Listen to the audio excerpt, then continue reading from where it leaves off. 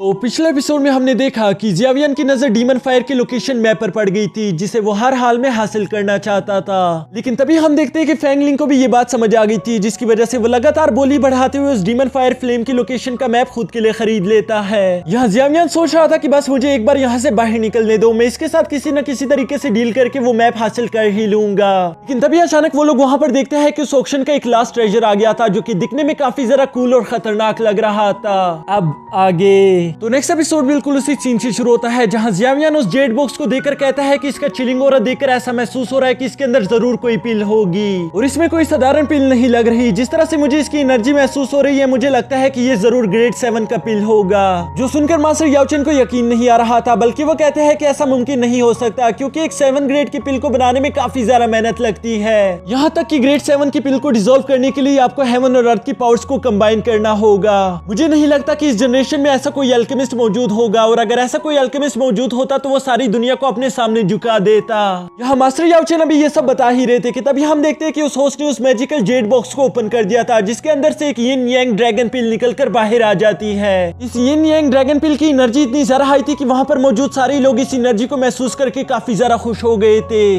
कि दूसरी तरफ मास्टर याओचेन उस ड्रैगन पिल की एनर्जी महसूस करके अचानक से शॉक हो गए थे, जिस पर जियावियन उनसे सवाल करता है कि मास्टर आपको क्या हुआ। मास्टर याओचेन कुछ घबराए हुए लग रहे थे। वो जियावियन से कहते हैं कि कुछ नहीं, यहाँ से बाहर निकलने के बाद मैं तुम्हें सब कुछ बता दूंगा। इसके बाद उस ऑक्शन का होस्ट वहां पर मौजूद सारे लोगों को बताना शुरू कर देता है कि ये हमारे आज के ऑक्शन का सबसे बेहतरीन नमूना है। ये यिन यांग ड्रैगन पिल काफी ज्यादा कमाल की है। इसकी एनर्जी से आप लोगों को इतना अंदाजा तो हो ही गया होगा कि ये कितनी ज्यादा पावरफुल है। इस पिल को खाने से किसी का कल्टीवेशन लेवल ब्रेक थ्रू नहीं करता, बल्कि इस पिल को खाने की वजह से उसका कल्टीवेशन लेवल आसमान की बुलंदियों को छूना शुरू कर देता है। यहाँ उस पिल के बारे में इतनी ज्यादा बातें सुनकर वहां पर मौजूद लोगों ने आपस में बातें करना शुरू कर दिया था कि ये पिल बहुत ज्यादा कीमती होगी, इसलिए हम इसे नहीं खरीद सकते।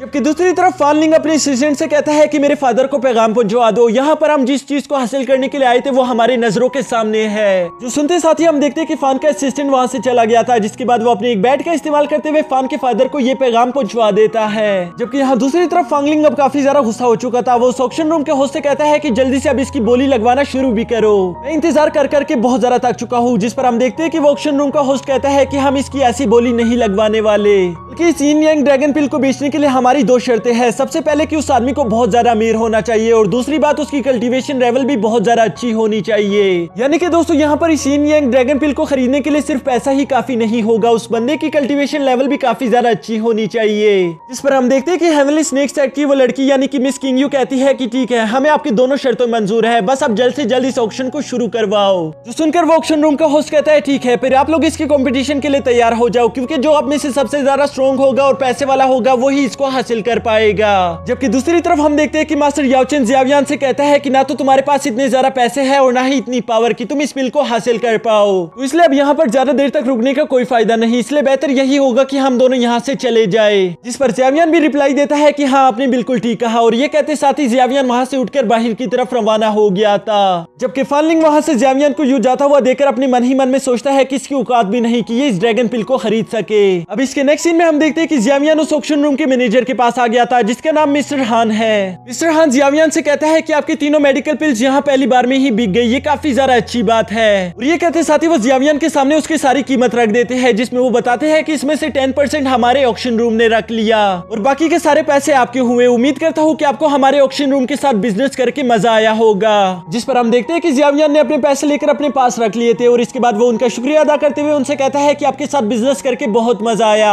ये सब कहकर जियावियन अभी वहां से जाने ही लगा था कि तभी मिस्टर हान उसे पीछे से आवाज देकर वहीं पर रोक देते हैं। वो जियावियन से कहता है कि हमारी इनर डॉट सेट के लीडर आप में काफी ज्यादा इंटरेस्टेड हो गए और इसीलिए वो चाहते हैं कि आपकी और उनकी मुलाकात हो जाए। इस पर जियावियन कहता है कि आपके सेक्ट लीडर को कहना कि मुझे इज्जत देने के लिए बहुत बहुत शुक्रिया, लेकिन अभी मेरे पास वक्त नहीं, मुझे कुछ काम है जिन्हें मुझे जल्द ही पूरा करना होगा। और ये कहते ही जियावियन वहां से चला गया था। जिस पर हम देखते हैं कि मास्टर हान अपने सेक्ट लीडर के पास आ जाता है। वो अपने सेक्ट लीडर को बताता है कि कैसे हमने आपकी तरफ से जियावियन को ऑफर दिया था, जिस पर वो कह रहा था कि मैं काफी ज्यादा मसरूफ हूँ और इसलिए वो आपसे नहीं मिल सकता। जिस पर वो इनर डॉट सेट का लीडर काफी ज्यादा गुस्से में आ गया था। वो कहता है कि वो लड़का काफी ज्यादा कीमती है, उसने इतनी अच्छी पिल्स बना ली जिससे हमें काफी ज्यादा फायदा हुआ।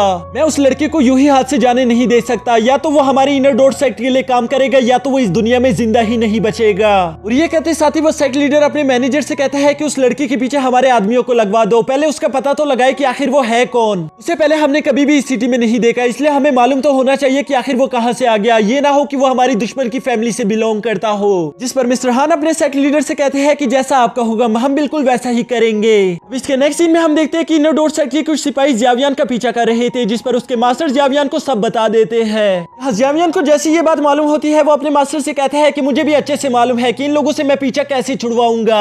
और ये कहते साथ ही हम देखते हैं कि जियावियन अपनी जगह पर ही रुक गया था, जो देखकर वो बाकी के सिपाही भी दूसरी तरफ देखकर एक्टिंग करना शुरू कर देते हैं कि हम उसका पीछा नहीं कर रहे।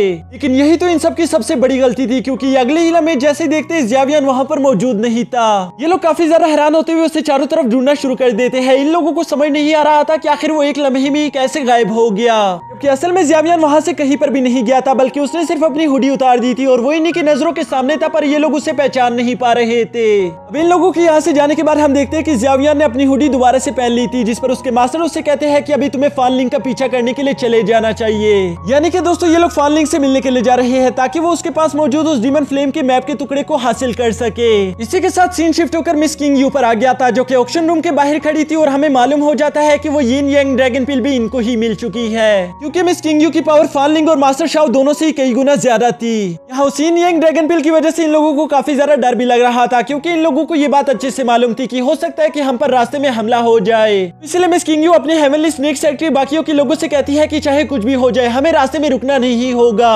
ये कहते साथ ही मिस किंग यू अपने साथियों को लेकर बड़ी तेजी से आगे बढ़ना शुरू कर देती है, और ये लोग जंगल के बीच बड़ी तेजी के साथ भागते हुए आगे की तरफ निकल रहे थे। अब ये लोग वहां से भागते भागते काफी ज्यादा दूर आ चुके थे, लेकिन इसके बावजूद भी मिस किंग यू महसूस कर पा रही थी कि कोई इनका पीछा कर रहा है। इसी वजह से हम देखते हैं कि मिस किंग यू वहां जंगल के बीच अचानक ही भागते भागते एक जगह पर जाकर रुक गई थी, जिसके बाद वो ऊंची आवाज में कहती है कि कौन है वहां पर, बाहर निकल आओ। लेकिन कोई भी उसके सामने बाहर नहीं आ रहा था, जिसकी वजह से वो बड़ी स्पीड के साथ अपने स्पिरिट स्नेक का इस्तेमाल करते हुए अपने एक साइड पर अटैक कर देती है, और हमें देखने को मिलता है कि वो और कोई नहीं बल्कि फान लिंग का असिस्टेंट था। साथ ही साथ हमें यहाँ पर यह बात भी जानने को मिलती है कि फान लिंग का असिस्टेंट काफी ज्यादा पावरफुल था, और इसी वजह से वो अपने एक ही हाथ का इस्तेमाल करते हुए स्नेक को उठाकर दूर फेंक देता है। जिसके बाद अचानक से हम देखते हैं कि हेवनली स्नेक सेक्टर पर बहुत सारी स्पिरिचुअल तीरों की बारिश हो गई थी, जिन्हें रोकने के लिए मिस किंग यू अपने सामने एक शील्ड बना लेती है। यहाँ उस शील्ड का इस्तेमाल करके हम देखते हैं कि मिस किंग यू ने अपने और अपने दोस्तों की जान बचा ली थी, जो देखकर वो असिस्टेंट कहता है कि मानना पड़ेगा मिस किंग यू आप बहुत ज्यादा कमाल की हो। जबकि साथ ही साथ हमें यहाँ पर देखने को मिलता है कि वहाँ पर चारों तरफ जैसे ही उस अटैक का धुआं हटता है, हम देखते हैं कि ब्लड साइड की आर्मी ने इन्हें चारों तरफ से घेर लिया था। जिसके साथ ही फान यिंग का असिस्टेंट मिस किंग यू से कहता है कि आपकी और हमारी कोई दुश्मनी नहीं, बस आप उसी यांग क्रिस्टल को मेरे हवाले कर दो, उसके बाद आप यहाँ से जा सकती हो। मैं आपसे वादा करता हूँ कि हम आप लोगों को जरा सा भी नुकसान नहीं पहुंचाएंगे। ये सुनकर मिस किंग यू काफी ज्यादा गुस्सा हो गई थी, और वो गुस्से में कहती है कि आखिर तुमने ये सोच भी कैसे लिया कि तुम मुझे हरा सकते हो। जिस पर फान लिंग का असिस्टेंट कहता है कि मुझे उम्मीद थी कि हम आसानी के साथ इस प्रॉब्लम को सोल्व कर लेंगे, लेकिन अब मुझे ऐसा नहीं लगता। और ये कहते साथ ही हम देखते हैं कि उसकी बॉडी से बहुत सारी ब्लड कलर की गैस रिलीज हो गई थी, जिसे ब्लड साइड के सोल्जर्स इनहेल कर लेते हैं। उस रेड गैस को इनहेल करने के बाद हम देखते हैं कि वो सोल्जर्स पहले से काफी ज्यादा पावरफुल हो चुके थे, और साथ ही साथ उन लोगों की आंखें भी चमक रही थी। जिसके साथ ही हमारा ये एपिसोड भी यहीं पर खत्म हो